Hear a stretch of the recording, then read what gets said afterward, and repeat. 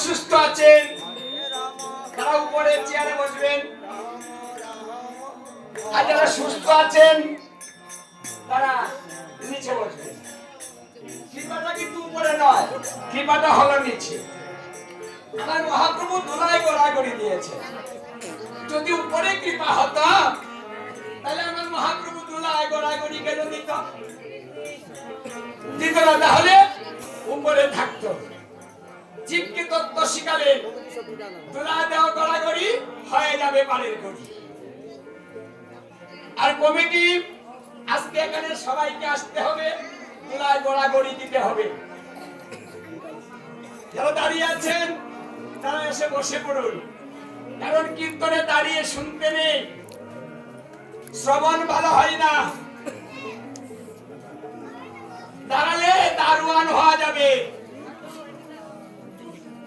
চেয়ারে বসলে চেয়ারম্যান হতে পারবেন, আরে চকিতে বসলে চকিদার, আর যারা জমিতে বসেছেন তারা হবেন জমিদার।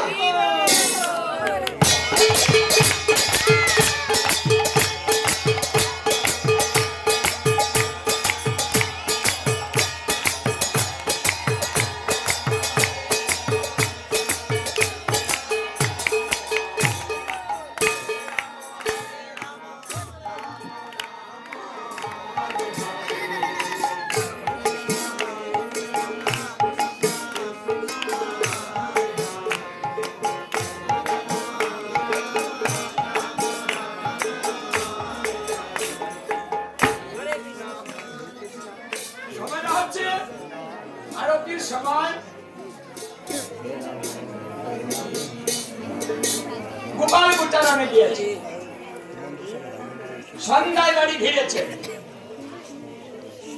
গোচারণে যখন গোপাল যান তখন গমন গুষ্ট বলা হয়। তিনি গোচারণে গিয়েছেন পূর্বাহ্ন সময়, আর বাড়ি ফিরেছেন সন্ধ্যা সময়।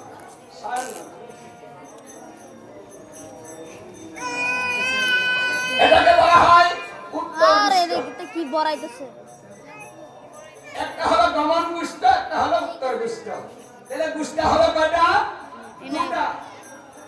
পৃথিবীতে আসা, গুষ্টে গমন করা, পৃথিবী থেকে যাওয়া মানে বাড়িতে যাওয়া, সেটা হচ্ছে উত্তর গুষ্ট।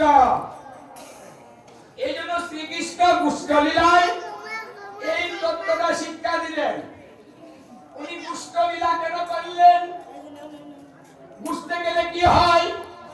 বুঝতে গেলে সারাদিন খেলাধুলা আনন্দে মেতে থাকে। আমরা এই সংসারে যখন এসেছি এখানেও কিন্তু আমরা আনন্দে মেতে আছি। একটা সুন্দর খেলা হচ্ছে, খেলা চলছে, সবার সঙ্গে সবার খেলা হচ্ছে। যখন সন্ধ্যা হয়ে যাবে খেলাটা শেষ হয়ে যাবে। খেলা শেষ করে দিয়ে বাড়ি ফিরে যেতে হবে, যার যার বাড়ি চলে যেতে হবে। আমাদের প্রত্যেকটা জীবীর গমন গুষ্ট হয়েছে, এখন উত্তর গুষ্ট করতে হবে, নিজের বাড়ি চলে যেতে হবে। আমাদের বাড়ি কোথায়? শ্রীরাম বলেছে দেখে, ও দাদা বলাই, মাকে যে কথা দিলে সন্ধ্যায় বাড়ি যাবে, সেই কথা কি মনে নাই? কে বলছে দেখে দেখে? শ্রীরাম বলেছে দাদা বলরামকে, কথা দিয়েছিলে বাড়ি যাবে। আমরাও সবাই কথা দিয়েছি বাড়ি যাব, কথাটা ভুলে গিয়েছি। এমন একটা খেলায় নেমেছি, এই খেলা ম্যাচে সমস্ত কথা ভুলে গিয়েছি। কখন যে জীবনের সন্ধ্যা হয়ে গেল আর বুঝতে পারিনি। হঠাৎ করে দেখি আমার তো বেলা নেই, চলতে পারছি না, কাজ করতে পারছি না, হাঁপিয়ে যাচ্ছি, বসতে পারি না, উঠতে পারি না, কেমন জানি শরীরটা কেঁপে উঠে। খিদে লাগে না, কিছু খেতে ইচ্ছে করে না। আমার এমন হচ্ছে কেন? সারাদিন তো ভালোই ছিলাম, আমার তো কোনোদিন এমন হয়নি, এখন এমন হচ্ছে কেন? মানে জীবনের বেলাটা শেষ হয়ে যাচ্ছে, উত্তর বুঝতে সময়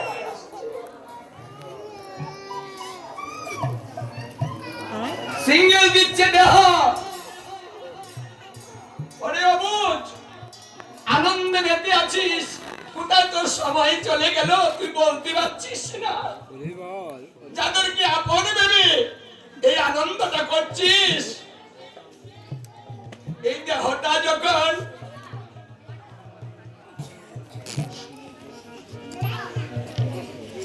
এই দেহের যখন সৌন্দর্য শেষ হয়ে যাবে, তখন এই যে আপন জনকে ভালোবেসেছেন ওরা যে দূরে সরিয়ে দিবে। মোবাইল কিনতে পড়ছি। এদিকে শ্রীকৃষ্ণ তাই করেছেন, খেলিতে খেলিতে সন্ধ্যা হয়েছে, বাড়ির কথা মনে নাই। এই যে সন্ধ্যা হয়ে গেল, বাড়ি যেতে হবে, এই কথাটাকে বলে দিচ্ছে শ্রীরাম। দাদা বলরামকে বলছি, তুমি না বলেছো সন্ধ্যায় বাড়ি যাবে, সন্ধ্যা তো হয়ে গেল, কই তুমি তো যাচ্ছ না।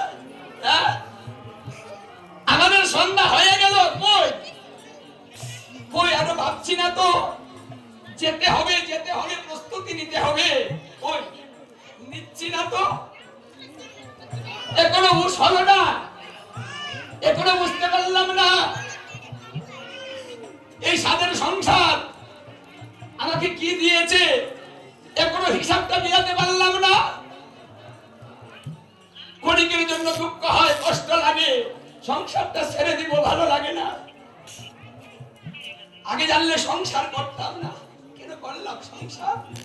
জ্বালিয়ে পুড়িয়ে নষ্ট করে ফেলছে, যাদের কি ভালোবাসি ওরা খালি আঘাত দেয়, এই মারা সংসার। কথাটা বলি কিন্তু পরক করে ভুলে যাই। আমরা ভুলে যাই কেন? ভুলে যাই ওই মায়ার কারণে, দুঃখ দুর্দশা ধরে। কৃষ্ণ বলি যে জীব অনাদি বহির্মুখ, মায়া তারে এই সংসারে দেয় নানান দুঃখ। যখন আমরা নিজের সত্তা ভুলে যাই, মায়ার সংসারে মায়ার দাসত্ব স্বীকার করে আমরা যখন চলতে থাকি, তখন নানান দুঃখ এসে আমাদের আঘাত করতে থাকে। যদি দুঃখ না আসতো, আমরা কি ভাবতে পারতাম যে এই সংসারে আপন কেউ নেই, সংসারটা ভালো না, এটা অসার? ওটা ভাবতে পারতাম না যদি আঘাত না পেতাম। যখন আঘাত আসে তখন মনে পড়ে যায়, আর না, অনেক জীবনে করেছি, আর করব না, এখন নিজের চিন্তা করব, কারোর জন্য ভাববো না। যখন ওই আঘাতটা চলে গিয়ে ভালোবাসা এসে যায়, আবার ভুলে গেলাম, না না না, এমনি এমনি বলেছে, আবার না আমাকে ভালোবাসছে, না না, ওদেরকে ছেড়ে আমি কোথায় যাব? আমি যেতে পারবো না, না না, আমি থাকবো এখানে। হ্যাঁ, আবার থেমে যাচ্ছি, ভুলে গেলাম। শ্রীধাম, শ্রী শব্দের অর্থ সুন্দর, লাবণ্য, যশস্বী। তোমার বক্তব্য দেখতেছ। দাম শব্দের অর্থ দেহ। শ্রীধাম তাহলে কে বলছে? শ্রীধাম মানে সুন্দর দেহ।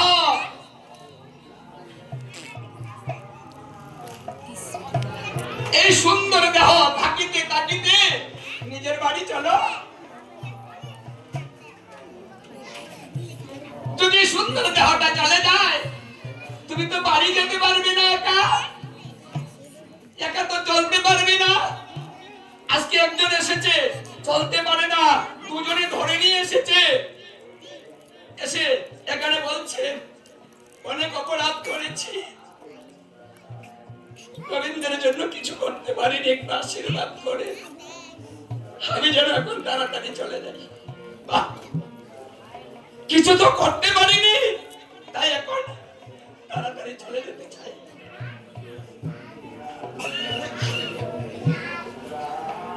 বল বলরাম,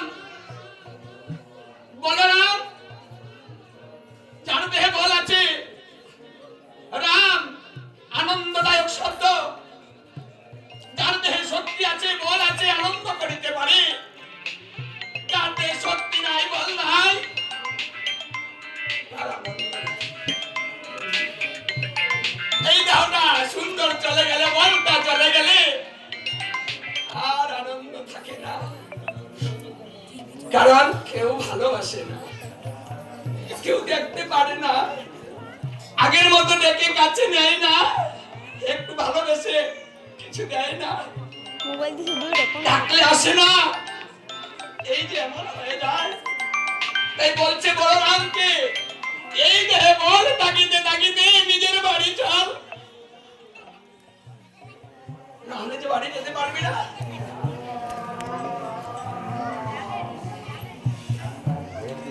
এই জন্য কুষ্ঠ এই লীলাটা এর মর্মার্থ আমাদেরকে তত্ত্ব শিখাচ্ছে যে কৃষ্ণ এখানে খেলা করার জন্য আসেননি, খেলার ছলনা করে আমাদেরকে শিক্ষা দিতে এসেছে।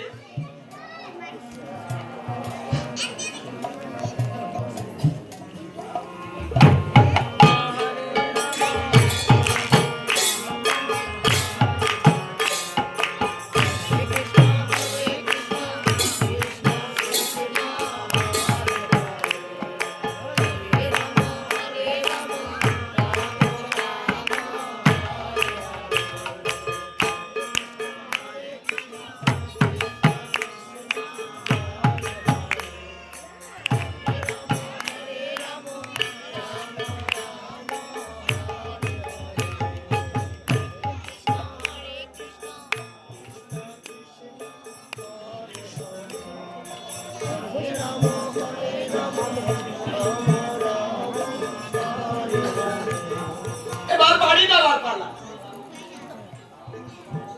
শ্রীকৃষ্ণকে বলরাম বলছে, কৃষ্ণ সন্ধ্যা যে হয়ে গেল, বাড়ি যেতে হবে, এখনো তুমি খেলা করছো, বাড়ি যাবে না?